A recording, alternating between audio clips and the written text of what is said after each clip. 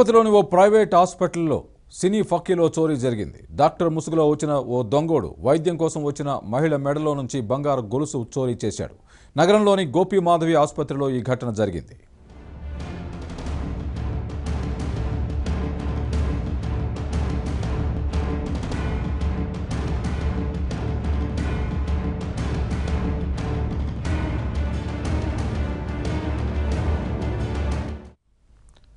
చిత్తూరు జిల్లా ఏర్పేడు మండలం పొంగూరుకు చెందిన గీతాంజలి కుటుంబ నియంత్రణ ఆపరేషన్ కోసం భర్త బంధువులతో కలిసి ఆసుపత్రిలో చేరింది. ఆపరేషన్కు సిద్ధమైన క్రమంలో ఓ దొంగోడు డాక్టర్నంటూ మహిళా రోగి గదిలోకి వచ్చాడు. పరీక్షలు చేయాలంటూ భర్తతో పాటు బంధువుల్ని బయటకు పంపాడు. పరీక్షలు చేసినట్లు నటించి ఆమె మెడలోని 5 సవర్ల బంగారు గొలుసు చోరీ చేశాడు. తర్వాత విషయం తెలుసుకున్న బాధితులు లబోదిబోమన్నారు.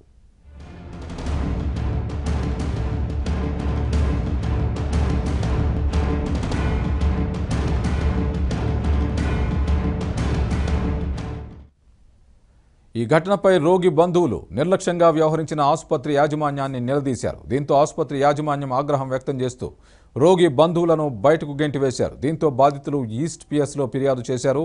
కేసు నమోదు చేసుకున్న పోలీసులు దర్యాప్తు చేపట్టారు. డాక్టర్ లాగా డ్రెస్ వేసుకుని వచ్చి మేము డాక్టర్ అని చెక్ చేయాలా, రూమ్ లోపల ఉన్న అటెండర్ని బయట అవతలికి పంపి డోరు లాక్ గేడేసి చెక్ చేసి క్లోరోఫామ్ ఇచ్చినట్టుగా చేసి మెడలో ఉన్న గొలుసు తీసుకొని